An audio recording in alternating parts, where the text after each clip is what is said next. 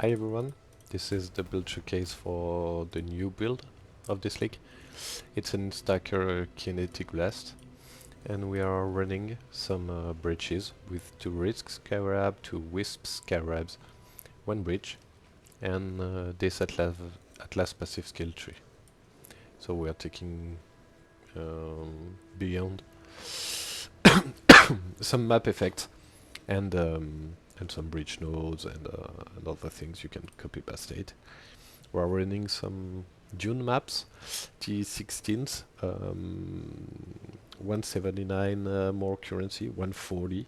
It is the target, the minimum target with the 1 daily orb, and pack size is good to be near 40%. So let's go for the showcase, and I will showcase you the build after that. What do you hope to find here? Devastation is all that awaits. So we are running up on the hands, and we are spamming the F2 button when we had the spell. You can see the PC is just dying to all these projectiles and the things. There's a lot of things displayed, so it's a bit hard to see, but it's okay.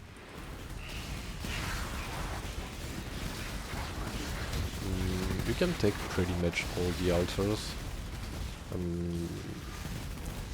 This will make the map more difficult, of course, but it's more income for the map, more currency. That's what you want. So you want to click it, even if the map becomes very rippy.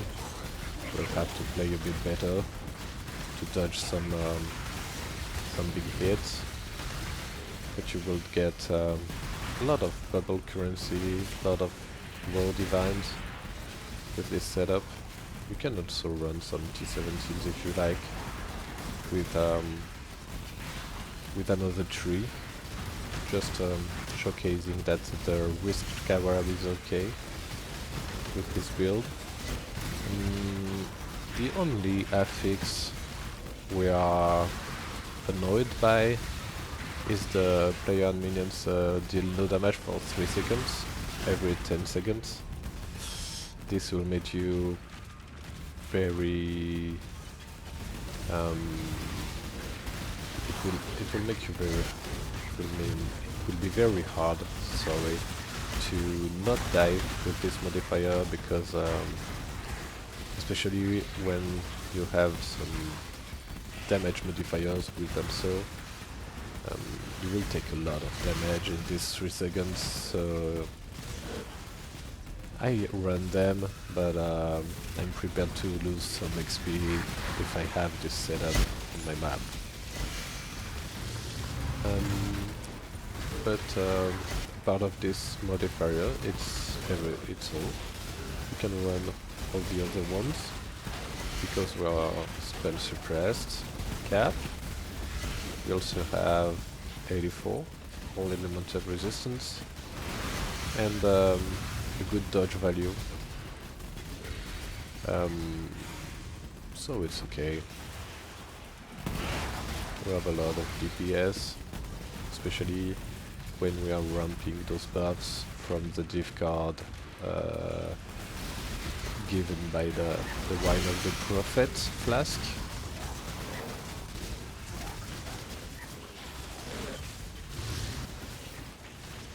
So you can see it's we're just destroying the breaches. There's not a lot of luck on this map. Loots are pretty shy, but I can assure you this will drop on average 1 or 2 div per map, and if you count all the bubble currencies, you will have more income.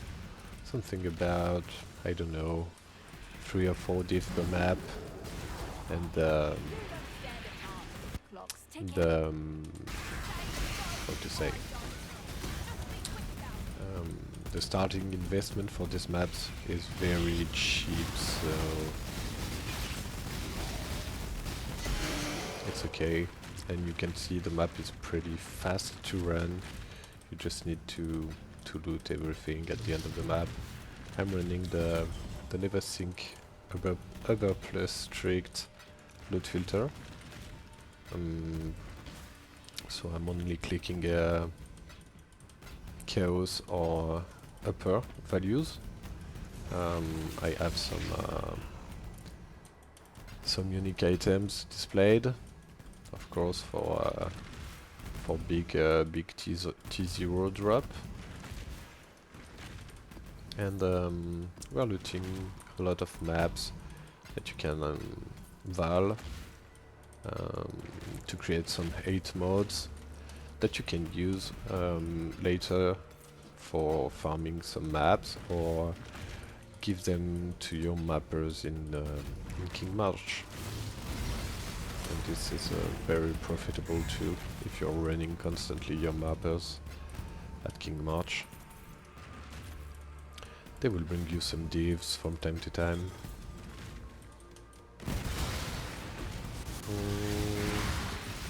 What to say? I don't know. The Wine of the Prophet flask is just broken OP flask.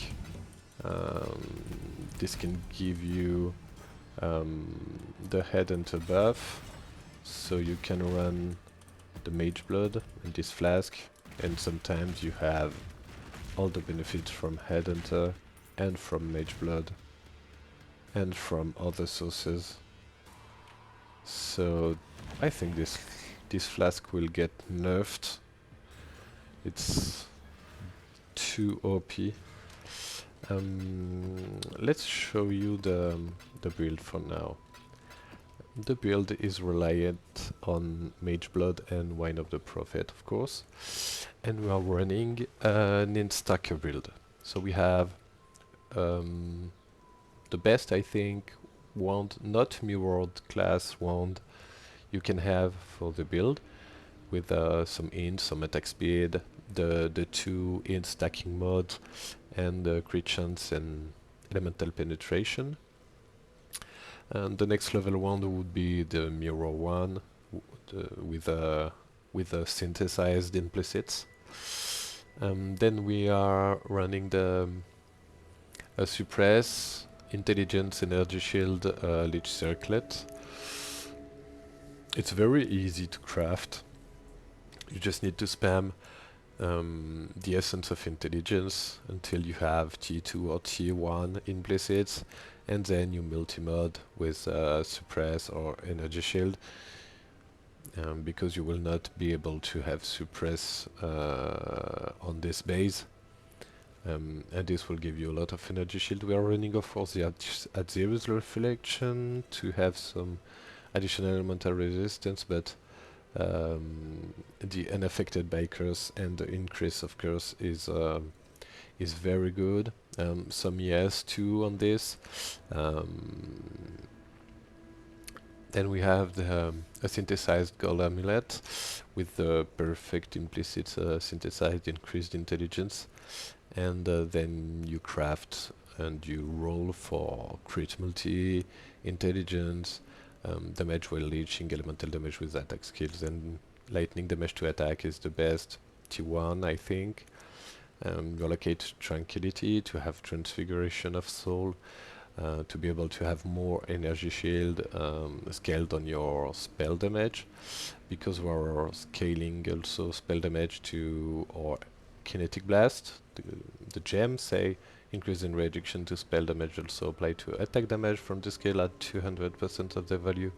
So we are scaling some spell damage here, and other places in the tree, and the tranquility will say that the spell damage will also increase the energy shield. Then we're running the a synthesized increased intelligence ring too. Then you roll for intelligence and all attributes, and then everything you want I've took the +1 to minimum endurance charges because we are not generating any with the 4% to gain endurance charge on kill. So it's more tankiness.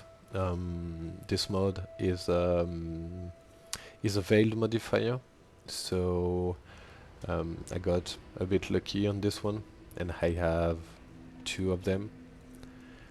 Then the gloves are pretty straightforward, energy shield base with attack speed, intelligence, and the most energy shield you can have on it.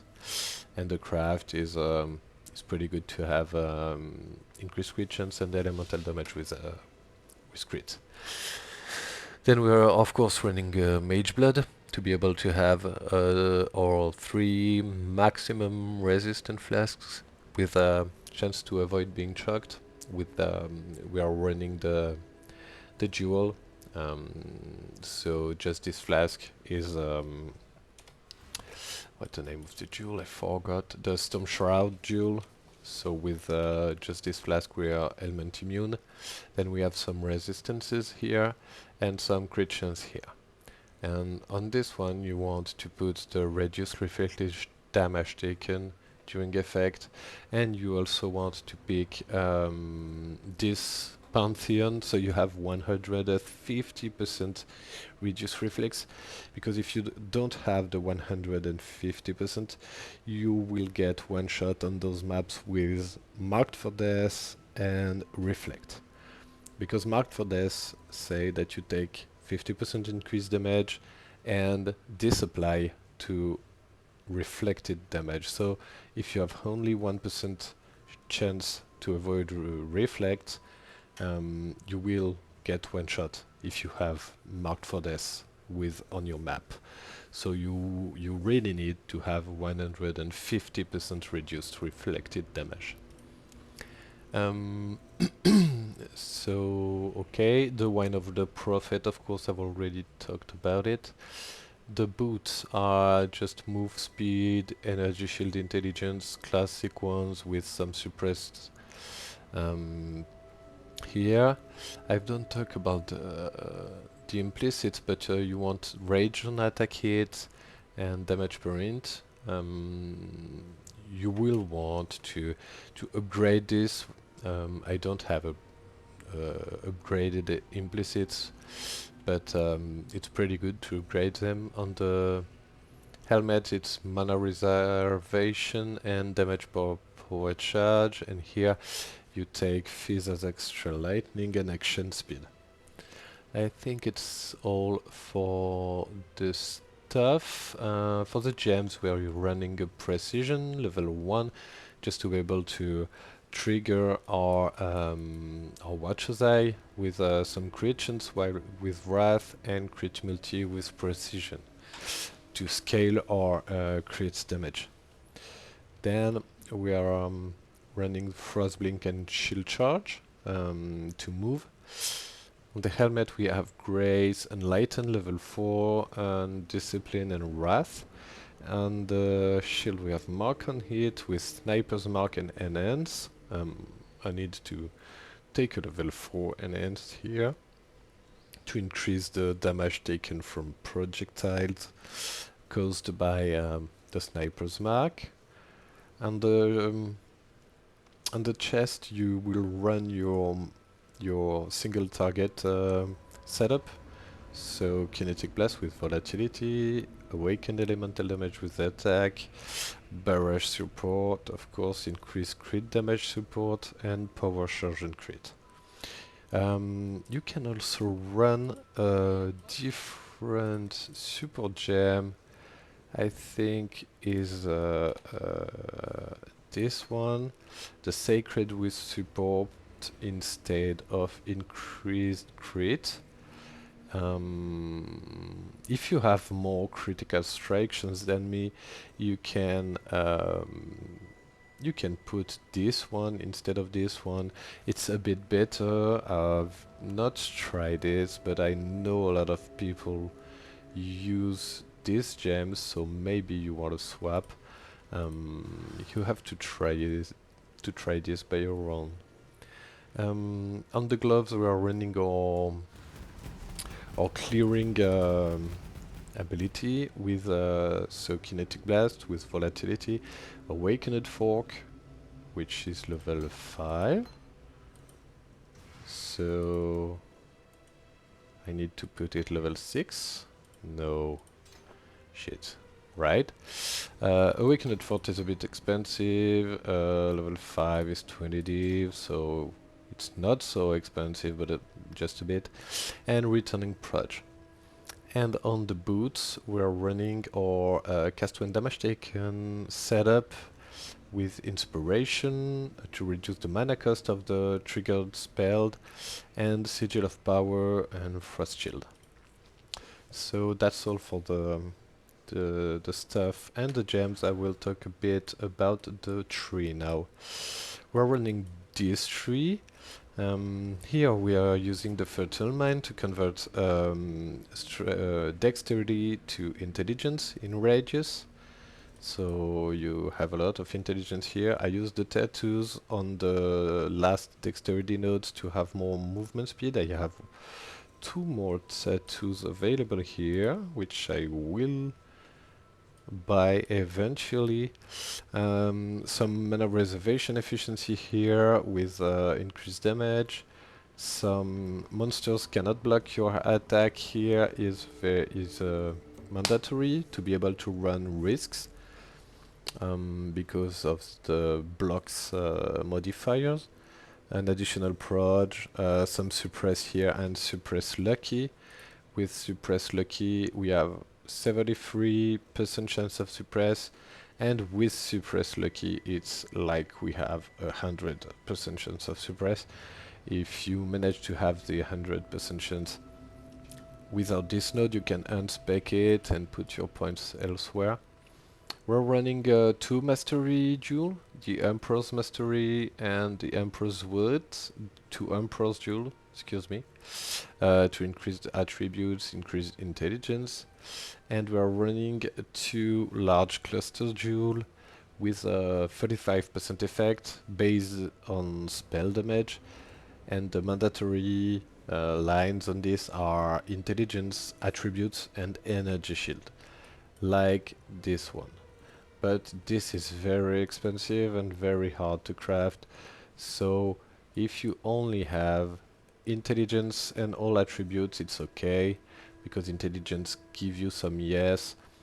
The best ones are with ES on the 4th stat. The 4th stat. Here we have a marked mastery to generate some frenzy on bosses. Then we have our leech node here, the Storm Shroud jewel, of course. Then here we have a node for evasion and energy shield. That would say we increase our evasion per int. So we have a lot of evasion. We have 22k evasion. So we can use the Ghost Dance node that say cannot recover energy shield to above evasion. But with this node we are scaling it, so evasion on int, so it's okay. Here we have some penetration, some leech for energy shield, and chaos inoculation, of course. Here a Suppress Supprel node, also crit node. The wand node we are using to have an additional projectile and a lot of damage. The attribute node, of course, some more power charge, another wand, another one mastery. So intelligence is added to accuracy, so we have a lot of accuracy and 100% chance to hit. And for the last jewels we are using a CB one with attack speed and proj damage. And here we have a split personality with intelligence and max ES. It's very good for scaling. So I think that's all for the build. The ascendancy is of course 2 maximum proj. Barrage have no spread. gale force, and effect of your marks.